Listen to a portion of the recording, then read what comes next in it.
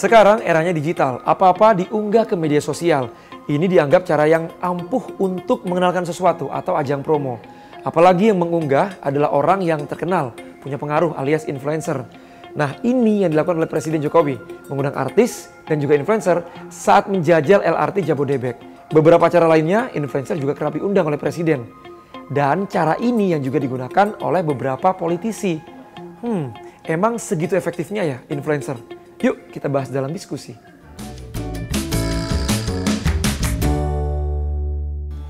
Influencer, saya yakin istilah ini sudah nggak asing lagi, apalagi di kalangan pengguna media sosial.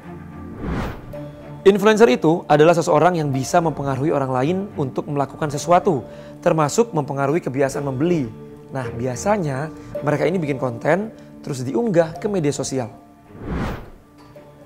Nah, dengan potensi influencer ini, beberapa kali Presiden Joko Widodo mengundang mereka, termasuk saat menjajal LRT Jabodebek. Presiden mengajak artis, influencer, mencoba LRT Jabodebek. Mereka diajak sudah pasti agar membantu untuk mengkampanyekan penggunaan moda transportasi umum buatan anak bangsa ini. Jelang tahun politik, influencer juga laris manis. Bakal capres dari Partai Gerindra, Prabowo Subianto bertemu dengan para influencer di kantor Kemenhan. Dalam unggahannya di media sosial, Prabowo Subianto menyatakan dirinya ini berbincang dan bertukar pikiran tentang kreativitas dan demokrasi. Bakal capres Gerindra itu juga sempat mengajak para influencer seperti Deddy Corbuzier hingga Bintang Emon berkeliling kantor Kementerian Pertahanan. Ganjar Pranowo juga melibatkan influencer dalam acaranya. Gabungan aktor, musisi, pegiat film, hingga konten kreator yang mengatasnamakan relawan ekstrava Ganjar berdialog bersama. Lewat dialog santai, Ganjar menyampaikan konsep hilirisasi industri digital sebagai langkah memajukan industri kreatif tanah air.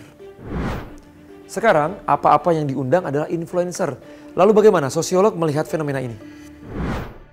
Influencer itu kan salah satunya dia itu mengubah kesadaran orang ya dengan berbagai cara, dengan berbagai teknik ya.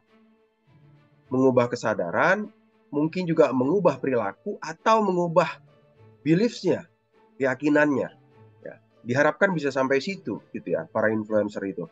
Nah, ini yang kemudian membuat posisi mereka di dalam masyarakat, terutama masyarakat di sosial media, ini menjadi terus merangkak naik posisinya ya. Karena apa? Karena brand-brand produk itu menggunakan jasa mereka juga untuk bisa mengamplifikasi atau meresonansi pesan-pesan yang ingin disampaikan. Ya. Nah, ini juga kemudian dilihat oleh para politisi ya. Oleh para politisi melihat bahwa influencer ini juga dianggap bisa meresonansi, ya, bisa menjadi amplifier dari apa yang mereka lakukan atau citra yang hendak mereka bangun di dalam masyarakat. Saya kira ini representasi dari bagaimana politik atau dunia politik kita itu semakin hari semakin seperti halnya pasar bebas gitu ya. Dia mengikuti logika pasar ya. Mereka butuh pencitraan ya, seperti halnya produk gitu ya. Mereka butuh pihak-pihak yang bisa menjadi figur dari gagasan-gagasannya gitu ya. Karena mungkin mereka sendiri tidak terlalu percaya diri bahwa gagasan mereka itu bisa diyakini atau bisa diterima oleh masyarakat ya. Akhirnya mereka pakai itu influencer-influencer seperti itu. Saya jadi penasaran, emang seefektif itu ya pengaruh influencer ini? Nah, mungkin itu yang perlu dicermati ya, bahwa kemudian kita juga perlu, influencer itu kan dalam arti mereka yang punya entah dari pengalamannya, pengetahuannya, sehingga dia bisa menginfluence, bisa mempengaruhi orang lain. Nah, itu juga tidak umum dalam arti gini. Seseorang yang punya kemampuan keahlian di bidang otomotif, maka saran dan rekomendasinya akan didengar di bidang otomotif. Saran dan rekomendasi dari mereka yang ahli di bidang kulineri misalnya akan didengarkan di isu soal makanan. Begitu juga dengan politik atau sosial. Jadi nggak ada satu influencer yang tiba-tiba semua kita akan percaya apa omongan dia ya, kecuali memang mungkin ada aja orang yang pengen ikut gitu ya. Jadi influencer ini juga tidak umum dalam arti ada bidang-bidangnya, influencer yang benar ya. Nah, lalu bagaimana dia bisa jadi seorang influencer? Tentu pengalamannya harus kelihatan, kompetensinya harus kelihatan, rekomendasi yang dia sempat sampaikan memang kejadian gitu kan di dunia finansial, di dunia pendidikan, di dunia kesehatan, di seluruh bidang gitu. Kalau dia merekomendasikan atau menginfluence seseorang tentang hal yang di luar apa yang dia tahu, ya belum tentu juga orang percaya gitu. Tapi di sisi lain dengan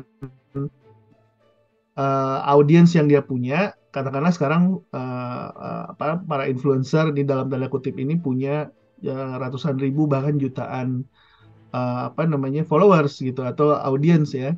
Maka kemudian minimal pertama awareness dari seorang dari seorang calon presiden itu bisa naik gitu.